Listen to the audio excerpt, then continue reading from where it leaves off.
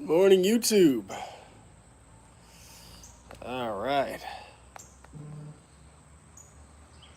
Let's grab TikTok and let's get this party started. I got a little bit more energy today. Throat's feeling a little bit better. We are moving. I am grooving, and I have a lot of work to do today because I was up all night and all morning doing the nature unit study, and I have a lot to do the rest of the day. So there's that. There is that.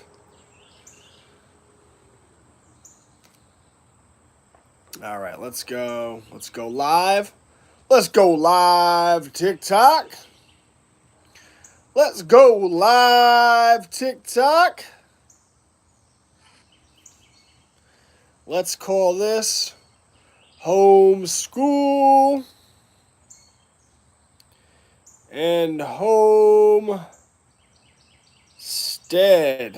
Good morning, Foster Bear.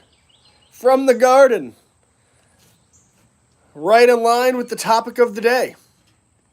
All right, let's pull TikTok in. 3, 2, 1. Good morning, TikTok. We are live. It is a beautiful day here in the sunny south. I could feel the humidity. And my God, after being sick for the last 4 days, feeling this sweat come out of my pores truly is glorious. It is great. I feel it just leaving my body. And I am very happy to be sitting outdoors in the beautiful, always hot, and always sunny, but always rainy south. Yeah, it's a little bit confusing here, but when you live here, you understand. It's always sunny. It's always raining. I mean, it's even cold. It's very confusing with the south. But the point is that it's beautiful, and it feels great to get a little sweat after being sick for the last 4 days. Work it out. I'm finally feeling a little bit better. Nicole's still beat up. But enough about me, enough about us being sick. Let's talk about giving our children an education worthy of freedom. And for so many people that are upset with the public school system, they're upset because their children, they're upset for a lot of reasons, but one of the big reasons that people are so upset is children aren't learning real skills. And the subject matter taught in public school, it doesn't really have any meaning to the students. Everything's out of context. They become indifferent to it, which is why Americans love to put on game shows like Are You Smarter Than a Fifth Grader? And you sit there and watch it, and 90% of America isn't. And the reason for that is because all the schools are doing is having children or you memorize nonsense, and then after, 1 year, your children have already forgotten everything they previously memorized. They're not learning any skills. Everything's out of context. It doesn't have any meaning. We can change that. And one of the ways we do that is through one of my favorite ways to teach children, which is gardening. Yes, I'm from America, which is gardening. And this year, we've been doing a year-long nature unit study, and we've done a lot of fun activities. Constructing garden boxes, learning the skills of carpentry. Hello, Jennifer. Learning the skills of carpentry and making indoor greenhouses. I'm very excited for this fall season because in the spring, we made little makeshift indoor greenhouses. Over the next month, I believe, whenever I get to it, we are going to shift our focus to having the children make outdoor greenhouses for this coming fall season. Very excited about that. But you see how it gets into what we're talking about? An education in context, where the lessons actually have application and meaning to the children. And because of that, they're more engaged and it becomes more memorable. We've studied soil biology in the context of composting. We've made fertilizer out of banana peels and eggshells. We've tried to attract desirable garden bugs. So you can make bumblebee baths, which is a really cool assignment, ladybug feeders. Then you show the children that you can not only make a ladybug feeder, but look, if you go on to Etsy and type in ladybug feeders, all these people sell them on Etsy. You could literally make this with your hands and sell it on Etsy. It's an education in context that's focused on skill development, carpentry, seed cultivation, making fertilizer, composting while you study soil biology and photosynthesis. Learning in context and education worthy of freedom. So these are some of the things we've done so far, some of the things that you all, just from the ideas, can do with your children. And last week we started our preparations for our fall gardens. And very simple stuff last week. We really just taught the children how to read the back of a seed packet, to familiarize themselves with important terminology. And this week, the children are going to plant their seeds to start their fall gardens. So whether that's pumpkins, whether that's carrots or celery or whatever it might be, it's fine. But the children start the preparations for their fall gardens.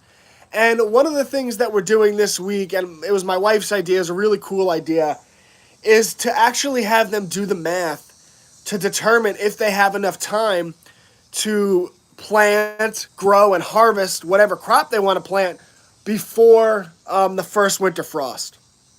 So the younger children could actually skip this step. They could go right to planting their seeds. And I put that in the nature unit study. I say for younger children, skip the math, just have them get their seeds, fill up cups with dirt, put the seeds in the ground, plant their seeds. That's great for the younger children. But for children that are a little bit older, maybe high elementary school, middle school, high school, we could actually have them do the math. And what we're going to have them do is read the back of a seed packet. How long does it take the seed to germinate? Okay, so it takes the seed 14 days to germinate. What is the maturity period of the plant? So it might take 75 days from the time you transfer that plant outside to the time you harvest that plant, right? And then you give it a 1-week buffer period. So we actually have your children formulate their own mathematical equation or do a mathematical equation to determine if they have enough time to plant a pumpkin and harvest a pumpkin, if they have enough time to do this or that. And it really gets into an education in context. And it's so much more worthy of an education. And so that's what we're doing right now. And I'm very much looking forward to getting the fall garden started. And like I said, over the next couple of weeks, we're really going to start getting into cool things. We're going to make greenhouses. I have a lot of fun activities I want to get into. So this is really the start of our fall gardens and, something I'm very excited about. So that's really what I wanted to cover. I'm going to go back and read your comments. I don't want to stream for too long because I'm going to be on Jim Bob Oval Shorts podcast at 1 o'clock. I have 2 videos to make, and I have to finish getting out the nature unit study to our community today. So I got a jam-packed day of stuff I need to do. So we'll take it from there. The real wellness warrior, my brother.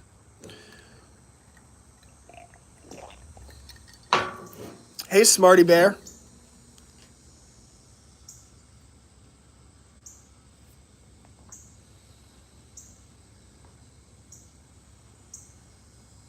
Will parents be able to help as well? Yes.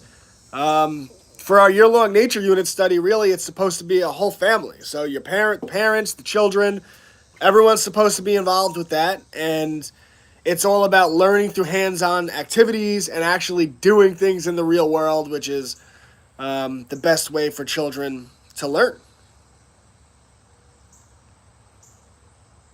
If you run out of garden space, I volunteer in my yard. Well, I have a lot of yard myself. I have 16 acres of land, although 15 acres are covered in trees, and I don't have the money to have those trees taken down, so they're going to be covered in trees for a while.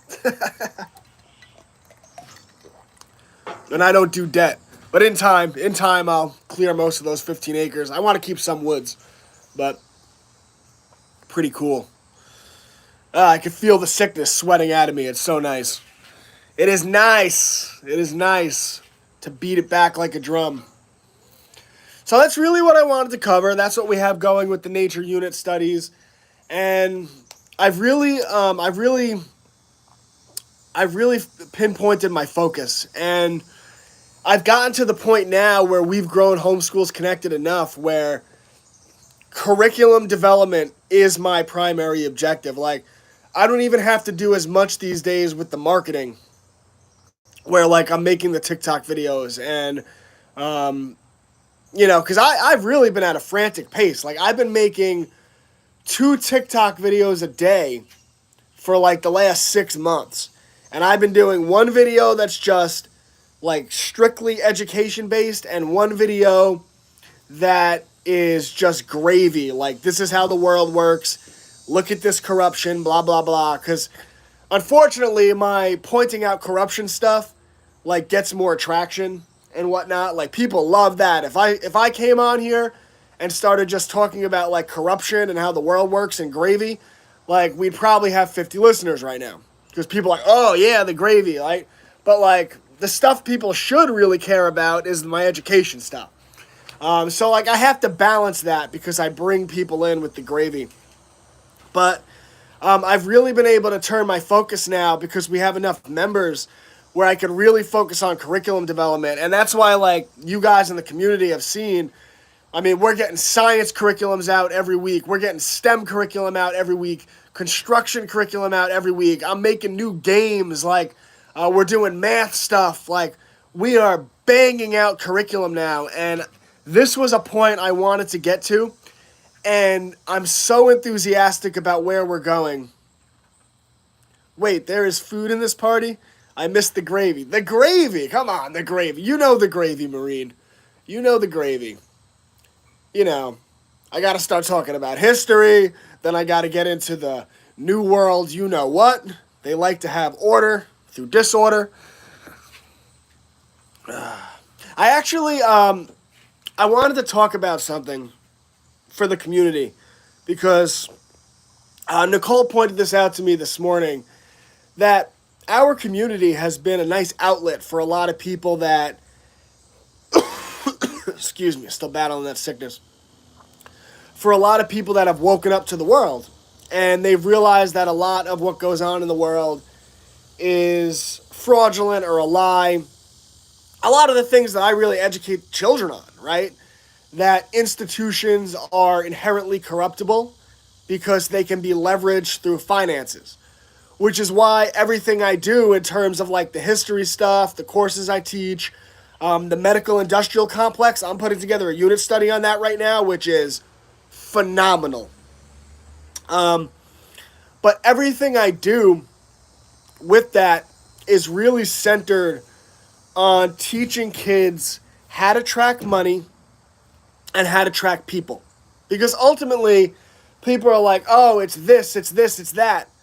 Ultimately, what these institutions come down to, for more or less, is money and people. Now, there are institutions that are above the scope of money, right? For example, when you get into the banking system, when you get into the Federal Reserve banking system, which is actually under attack by the BRICS nations right now, which is interesting. But when you get into those institutions, they actually function above money, right? You have to think of it from the perspective of, imagine you had gotten so wealthy and so powerful that you yourself have the ability to make money, to print money. All of a sudden, money stops controlling you, right? They control people with that money that they have the ability to print. But ultimately, most of these institutions, most of the corruption, like even on high levels, like government and pharmaceuticals, and ultimately they come down to, man, you are a scary looking bug. Wasp. They ultimately come down to money and power. And so if you teach your children how to track people, how to track money, they start to better understand these institutions and why they're inherently corrupt. Is always going to lie to you. That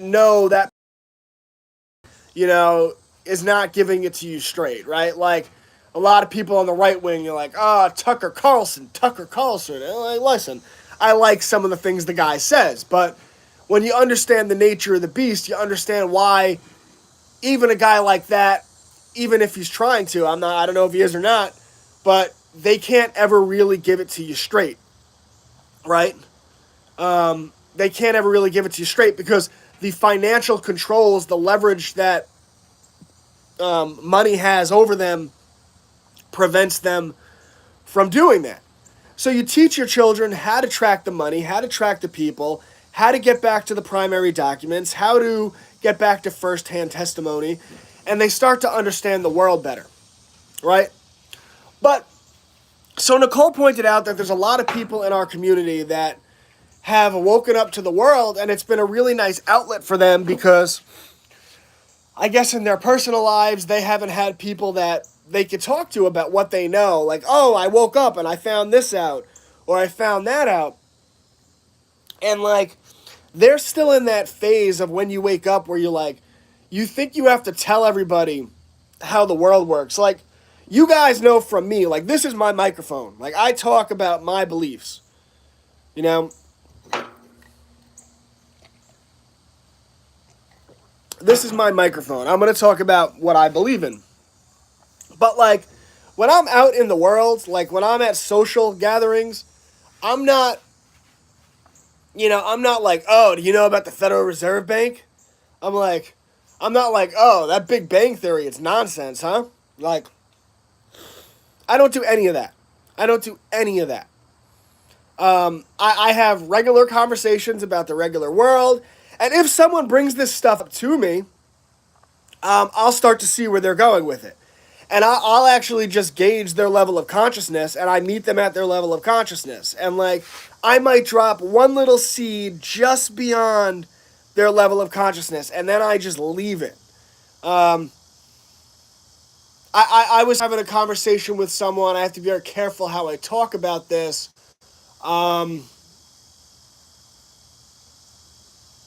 About a sacred cow.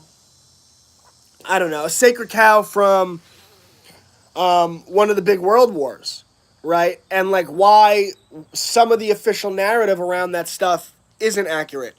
And, again, I'm very careful how you talk about this stuff on here. But, and, like, the person couldn't even fathom that. And, you know, I didn't, like, so, oh, no, but have you seen this? I just dropped one seed, or I pointed out one lie. I was like, so I don't know. I wonder if some of these things are lies. I don't wonder if some of these things are lies. I know they're lies. But you can only meet people at their level of consciousness. So I just dropped the seed, and then I moved on and started talking about the birds or whatever, you know, life, you know. So when you wake up, you don't have to do that. You don't have to go scream at the mountaintops that, have you seen this or that? Like, for one, people are going to think you're crazy. They're going to think you're crazy, all right? What you're saying to them is your reality is all nonsense. Everything you believe in is a conspiracy. Why wouldn't they think you're crazy? Right? Of course they think you're crazy. And then their cognitive dissonance is going to go up and they're going to shut you out. So instead, what you do with people like that is you just drop seeds. You drop little seeds, and you nurture that relationship. And over time, when they're ready, they'll come to you. And for anyone who's like, Brett, you don't know what you're talking about. Yes, I do. I woke up years and years ago. I woke up to the world, like started waking up to the world around 2015. And when I did, I screamed it from the mountaintops. I was like, this is how the world functions. This is corrupt. That is corrupt. Don't you see it? They're poisoning you guys get it. And all I got was looks like, oh, Brett lost his mind. Brett's off his rocker. Brett's crazy. And it took me a while to deal with that. Because at first I was like, what is going on? How don't you see it? Right? And then I learned. I was like, oh, so you can't approach people like that. And then I started to realize why. I was like, look at what you're saying to them. Right? And what I started to do is to seed all the people in my life. Just seed them. And now, looking back 6 years into the future, when I tell you that, like, the people in my life Like, they have all come to my worldview, right? And I'm not saying that out of hubris. I'm saying that out of, there's a lesson in that. Like, so for the people that wake up to the world and they're like, they've been screaming it at their spouse even, right? You're screaming it at your spouse. Like, you need to meet people where they're at. You need to meet them with compassion. That's not compassionate to be like, you don't understand the world. It's all a conspiracy. It's all corrupt. That's not compassion. Is that how Jesus taught people?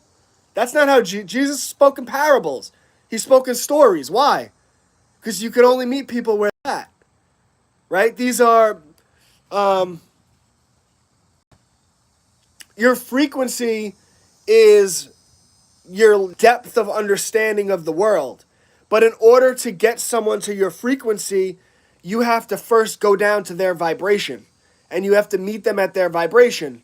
And then when you're vibrating together and you have that similar vibration, they could start to break through their own walls of cognitive dissonance. That vibration transcends the walls of cognitive dissonance in people's minds, and then they could vibrate through it onto a higher frequency, like a radio frequency, right? I understand these are tough concepts. It's like radio frequencies. And yeah, frequency, the frequency is everything. You know what's like fascinating?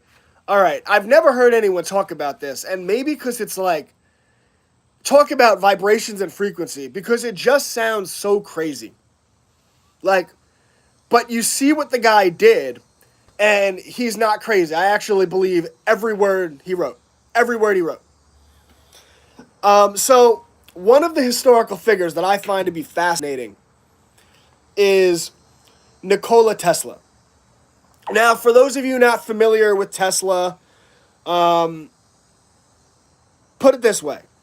All of the stuff you think Thomas Edison did, Tesla did.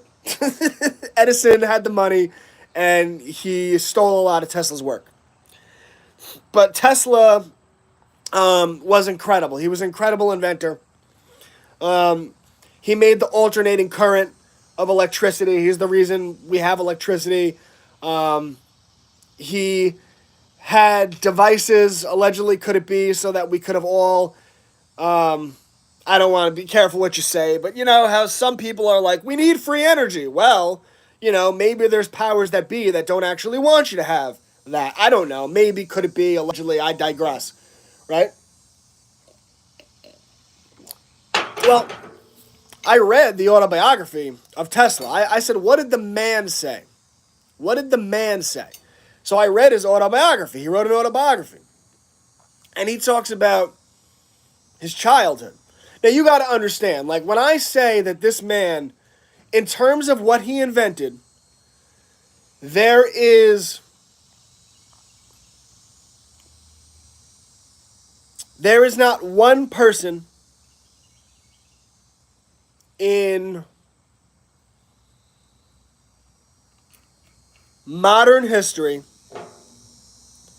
that comes close, that comes into the same stratosphere. Like, the reason you have television, the reason you have radio, the reason you have electricity, that was all Tesla. There's the reason you have all these things. In fact, when he died, the government raided his home and his lab, and they took everything when he died. Tesla. Allegedly. Could it be? I mean, there's documents released publicly on all this stuff, right? So they took his tech. He was, you know, his tech was a matter of national security. That's how how this guy rolled, right? And, you know, I was just talking about frequencies and vibrations, right? And I was talking about how the vibrations, like, frequency is your consciousness. It's like the radio station you could tune into. Like, so for some people, we could have a conversation, and, like, me and Gunter could have a conversation and be like, is the world flat? And have a great conversation about it, right? But some people are like, cognitive dissonance goes up, screw you, you're crazy, go away. Because you have to meet people at their vibration and seed them through their vibration, and they could start to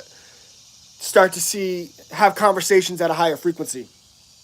But So in Tesla's autobiography, and like his whole life was about frequencies and vibrations, he talked about how when he was a kid, how he actually had a sense that we didn't have, that the rest of the population didn't have.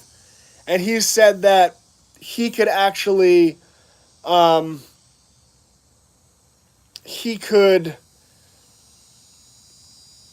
guess he could see these frequencies, right? And he's like, oh, that's crazy. Look what the guy invented. The reason you have radio, the reason you have television, the reason you have electricity. So the guy in his autobiography said that when he was a child, he could see frequencies, right? And he talked about how he would close his eyes and travel the world. And say, what does that mean? And he said he would leave his body. This is his autobiography. This is Nikola Tesla. That he would close his eyes, and this is the best way I can describe it, leave his body, and he would travel the world. And he said before he was a teenager, he had traveled the whole world. Okay? And he said people would ask him things about the world, and he would just know them. He'd say, I've been there. And they, oh, you've been there. Been there, Nikola. Okay. He also talks about an incident when he was a kid. He fell in the water under a dock, and he tried to come up for water, and he couldn't get up for water, and he was basically about to drown. He was on the verge of death, and he was in a very desperate situation, and he closed his eyes, and what he says is, when he closed his eyes, he was able to see everything above him, like kind of like an infrared. And he looked up, and he could see the dock above him, and he can see where there was gaps and there was air. And he said, and he like infrared vision, and he went up and he swam to the air and he lived. Now, again, we could all write that off as nuts. Look at what the guy did.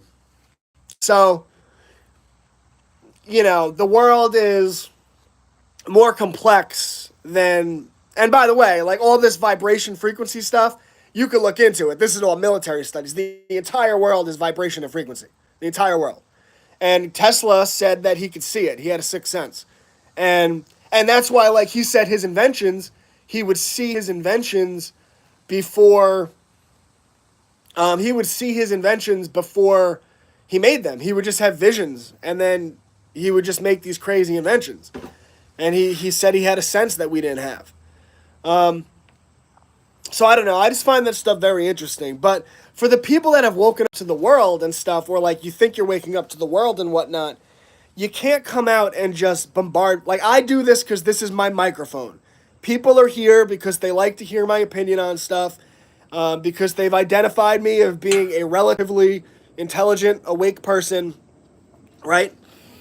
I don't talk like this. Like, I'm not going to go have the frequency talk at dinner with people because they're not ready to hear that, right? They're not, I might say something like, oh, have you read Tesla's autobiography? That's great. And then I just drop it. Like, you should totally read that. This is awesome, right? And then maybe they'll come back to me 4 months later, and they'll be like, oh, I read Tesla's autobiography. He's an interesting guy, but he made some crazy claims. And then I'll be like, oh, have you ever looked into the government research from like the 80s on frequencies and the tests they did? And then I could send them like a video on that and be like, isn't that interesting? They're like, oh yeah, I don't know what it means either. I don't know. And then I just drop it. I'm like, yeah, what do you think? Yeah, I guess so. Yeah, it probably means nothing. Yeah. Give me 4 years of them. But, so like if you just try to tell people, oh, this is the world, you got to see it, like they're just going to shut you out. And you don't have to do that. Like, just have good relationships in your life. Like, meet people where they're at, respect where they're at. Don't try to force them to have your worldview, and you'll be much happier. Like, you should never feel isolated. You should never feel alone. And if you catch yourself screaming from the mountaintops about this is how the world works, then you need to check yourself and say, what am I doing? Like, what is my vibration right now? Like, if someone's vibrating like, and then you come up to them and you're like, of course they're going to shut that out. Like, why would they want that? You're not doing yourself any favors with that behavior. So, for anyone in our community that feels like the world's crazy around them, take a deep breath. Literally, walk outside, take a big deep breath, and realize how wonderful God's creation is. Look at this all around me. When you turn off the screen, this world is so beautiful. This world is so abundant. The sky is the most beautiful thing I have ever seen. Do you know last night? So my daughter is 14 months old. So last night, Nicole put Brady to bed because he wanted his mom to put him. I usually put him to bed, but he wanted mom. So I put Aubrey to bed. And she woke up after 40 minutes. I was working on the nature unit study, and then she woke up after 40 minutes, and there was that. So I was like, Aubs, come on the deck with me. So I went on the deck, and I sat on the chair, and I picked her up, and I put her on me, and she just woke up. And I put her on me, and she's laying on me. She's 14 months old. And she's looking up, and there's a bird. She points at the bird. And I keep it calm. Yeah, there's a bird. And the two of us are just looking up at the sky. Just looking up.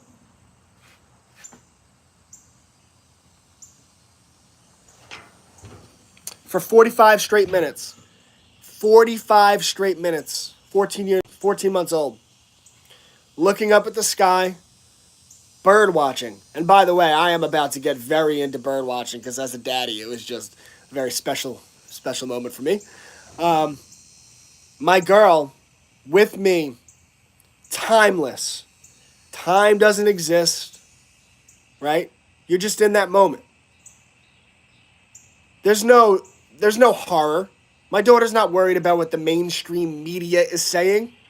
She doesn't care what Anderson Cooper has to say. And let me give you a hint. Neither do I. I don't care what Anderson Cooper says. I don't care what Don Lemon says. I don't care what Mr. Wants to Give Me an Ouchie has to say. It's like Star Wars. You have no power here. You have no power over me. I could only choose to give you my power. I don't watch these people. Am I knowledgeable about the world? People are like, oh my God, if I don't turn on the fear machine, how will I be knowledgeable about the world? Am I knowledgeable about the world? You will become infinitely more knowledgeable when you turn off the fear device. You start to see things clearly. And then you realize that just because they're doing all their spooky stuff, you don't have to be afraid at all. Because you step out into nature and you realize how beautiful and abundant this world is. And you lay there with your daughter, your 14-month-old daughter, and you see her look up in the sky, and you feel God's love right in that moment. The love of your child. The love of your children. The world's beautiful. The world's beautiful. There's nothing to be afraid of.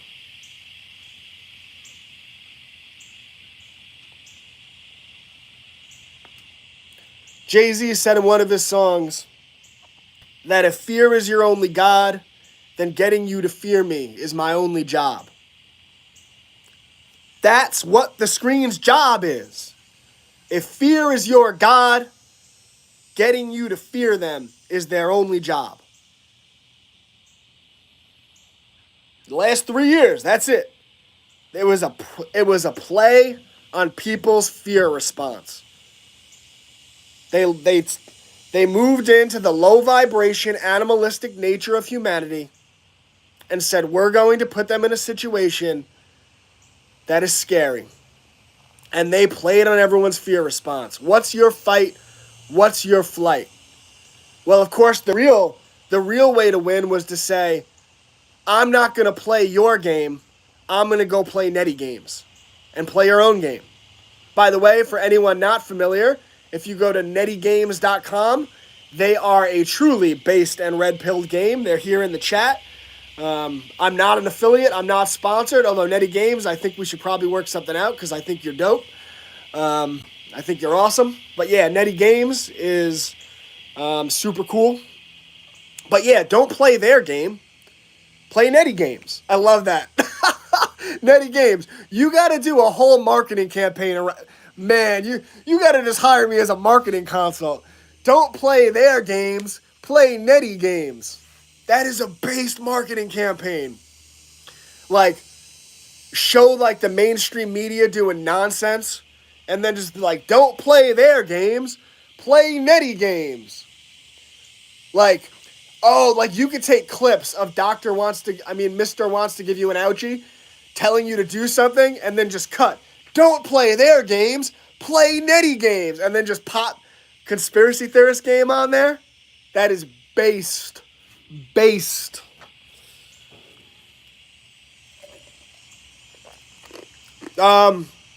Netty Games has a game called Conspiracy Theorist, which is super cool, and it's all like, it prompts children to do like research into different conspiracies. What's the name? It's about the Electoral College. It's a game that teaches children about the Electoral College, about media corruption. It's super cool. I forget the name of it. I'm sure Nettie will put it in there. Spin Doctor. Yeah, it's super cool. And financial leverage. Fear, social status, social shame, and financial leverage. Right? They probably sat down in a room. Right? These are marketing teams. These are public relations. So, Edward Bernays was the father of modern propaganda. And after World War, not number one, not number three, but the one in between, the one you're not supposed to talk about much, after that one, they decided that the bad country had given propaganda a bad name. So Edward Bernays, who's the father of modern propaganda, who ran the propaganda campaigns, World War I and World War II, he decided that he would just propagandize propaganda. So they started calling propaganda public relations, right? Well, understand that when the whole Mr. Wants to give you an ouchie situation, when all of this rolled out, right? This isn't an accident. They have public relation firms. These are propaganda firms. They call them public relation firms. Their job is propaganda. Who have experts, very well paid, six-figure experts on psychology, put together these narratives and these campaigns. And they put together narratives that are going to play on fear, social status, social shame, right? Fear, social status, social shame, and financial leverage, right? That's why when I teach the propaganda course, right, Foundations of Propaganda using the Cubs to Bears books that I wrote, what did I teach children about? Fear, social status, social shame. This is what they target. You could go back and read Bernays' work, Propaganda. Every middle school, high school student should read it. Propaganda by Edward Bernays. He lays it all out. You want to control people, you break people up into groups, right? If you want to control populations, this is all his book, and this is what they've been operating on for 100 years. You break people up into groups. What type of groups? Like, what do you think? Are they breaking people up into groups? Do I have to name the groups? Everything's groups, right? You break people up into groups. You use financial leverage or infiltrators to get control of or to prop up the heads of those groups. You give them leaders. And then with their groups and their leaders, you facilitate events.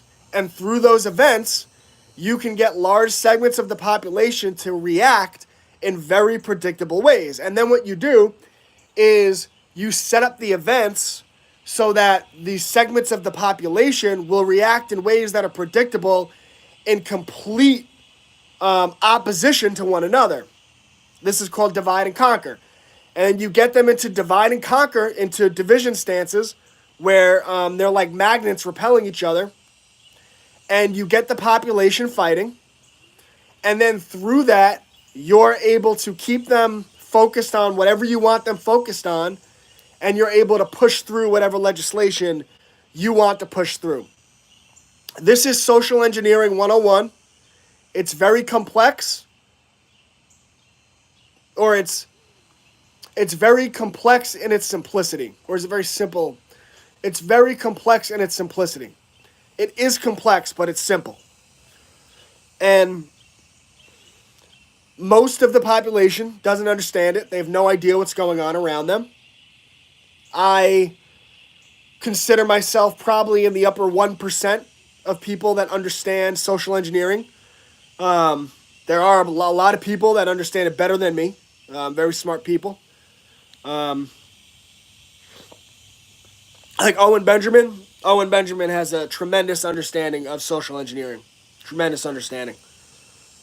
Richard Grove has a phenomenal understanding of social engineering. People like that, very impressive. I really respect these people. So, this is what goes on in the world, right?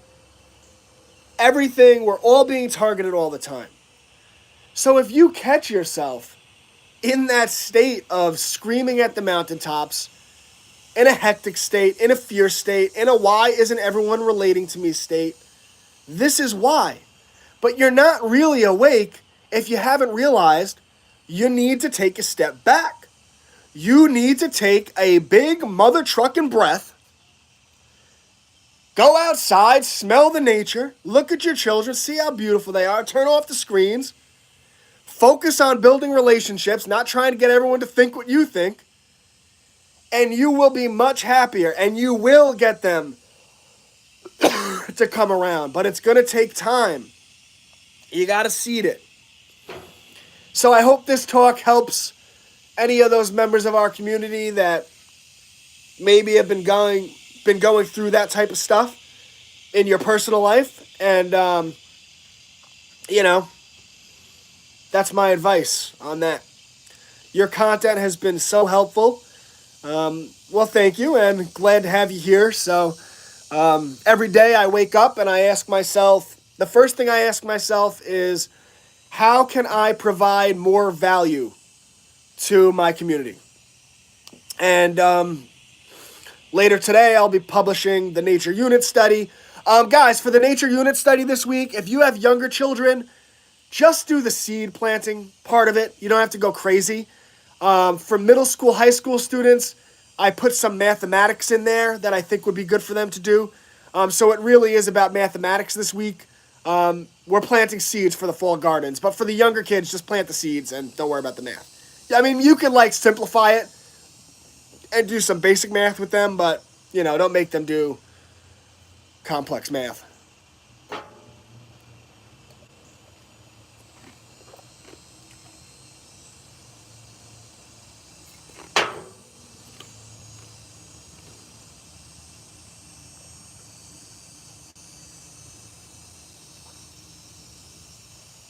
All right. So I think I will call it a day on that. I got to get the Nature Unit Study done and published. I have to record a quick video for it for the kids. Put it all together. Make the thumbnail. Check it. I got to read it over. Make sure there's no grammatical errors. Add the watermark. Save it as a PDF. Upload it to the drive. Put it in the Discord. Then I got to make both videos. I've only done one video the last couple of days each, but I got to try to get 2 out today. I got to do the 2 marketing video. I'm going to be on Jim Bob Oval Shorts podcast today at 1 o'clock. And then at nighttime, I will start doing the lesson that I'd like to release for tomorrow, which I haven't figured out what I want to do yet. I kind of want to do something for English and grammar, but I feel like if I start doing it, it's going to take me a week, and I don't know if I want to do that because I could get you more assignments. I'm banging out material right now. If you guys, I'm sure you guys have realized, but it's happening.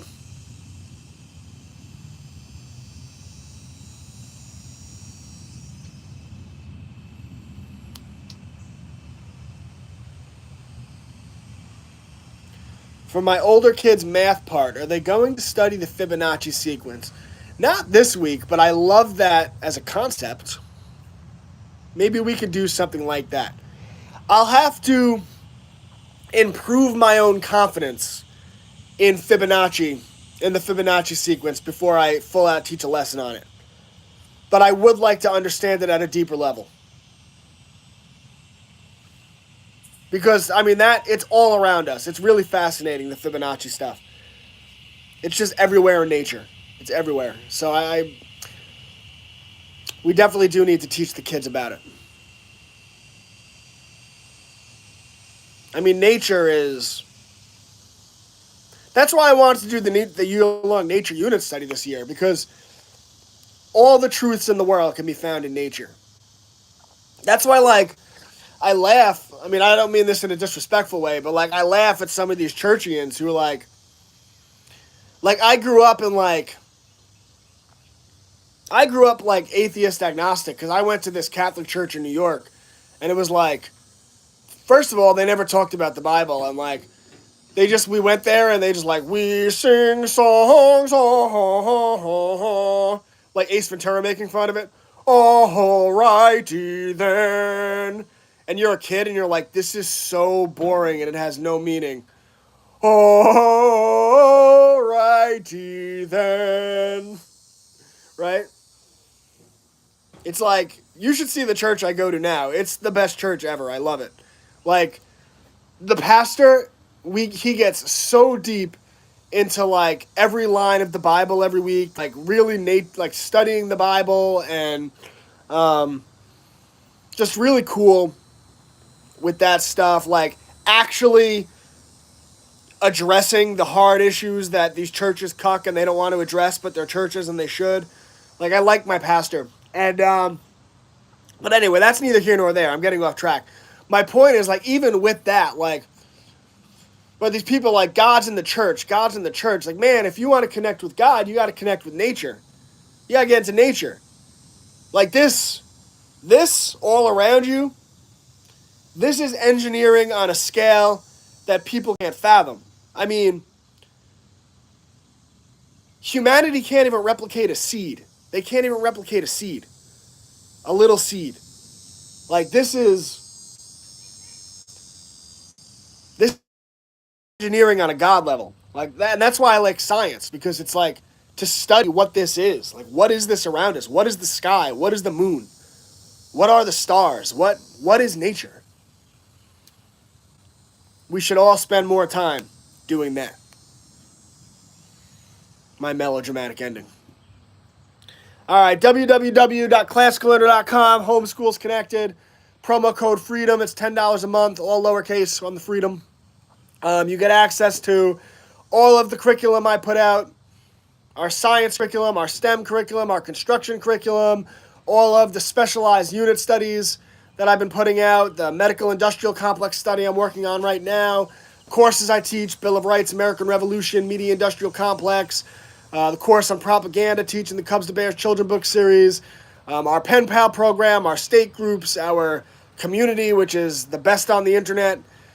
So anyone who wants that, jump right in. Pretty much my only rule in our community is, like, no trolling, no being disrespectful.